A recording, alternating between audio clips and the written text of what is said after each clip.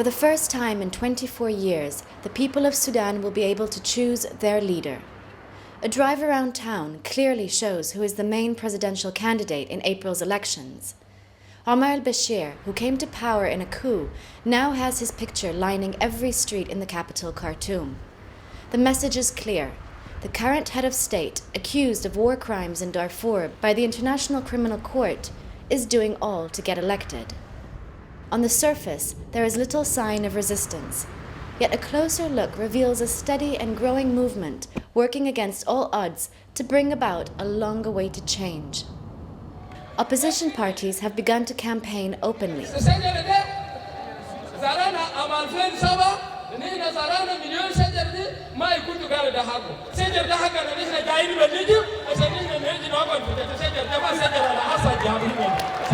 But not without difficulties. Weakened by years of one-party rule, little or no funds to compete with, and laws designed to restrict their gatherings, many see the elections as anything but fair. Let us go. Yasser Arman, a northerner chosen to represent the Southern People's Liberation Movement, is one of the 12 candidates running against Bashir. Talking to a radio station in between rallies, he is not afraid to voice what he considers foul play by the government. الإعلام يعطي المرشح 20 دقيقة 4 مرات خلال كامل الانتخابات ويعطي المؤتمر الوطني 23 ساعة و40 دقيقة. هذه ليست His slogan, Hope and Change. الأمل والتغيير والأمل والتغيير لا يمكن أن يكون إلا رسالة الشباب.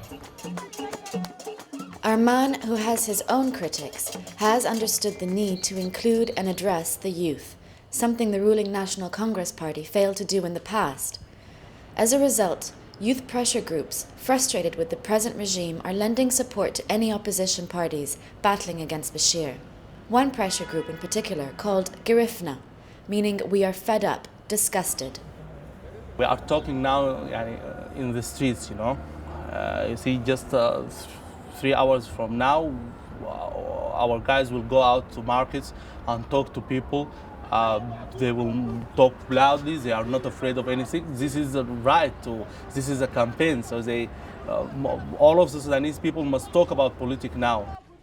What started out as 3 students setting up a website has quickly turned into thousands of active supporters. المؤتمر الوطني بدأ يلجأ لآليات جديدة في حملاته التغبيشية لكل الكيانات المعارضة. Girifna members have been arrested and beaten for speaking out, yet they are committed to their ultimate aim, get rid of the NCP. We are putting out the facts and the numbers of the people murdered by this dictatorship of al-Bashir. If they vote right, then they can get rid of this National Congress Party. In a country little sympathetic to outspoken criticism, they face harsh consequences from Bashir's foot soldiers. حملة شنو؟ شباب عاملين لنا نحن. تعال يا زول. شباب معاك وينهم؟ ما دقيقة. يا زول امشي معي. عاملين لنا يوم. الناس بتحتاج صي؟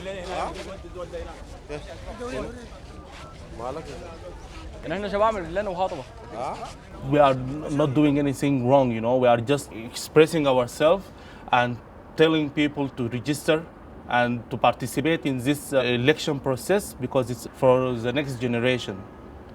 Voter education is seen amongst many involved in this momentum as the strongest tool for change.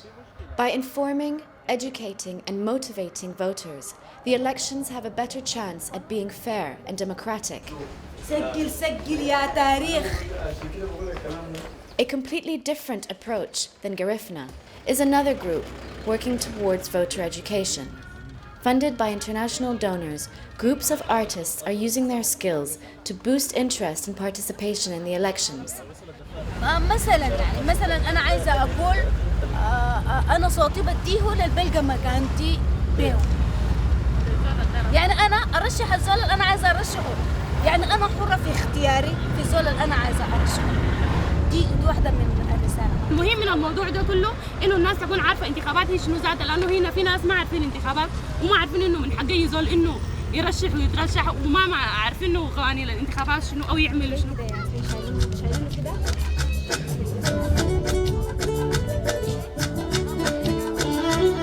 بالانتخاب لكل باب تاريخ نجاح خلونا من كتر الكلام تاريخ نجاح بالانتخاب لكل باب تاريخ نجاح خلونا من كتر الكلام تاريخ نجاح هدوا اللعب تاريخ نجاح خلونا من سخف الحرب تاريخ نجاح. The approach is softer than Garifna, but for Rihab and Yasmin, it's still as important.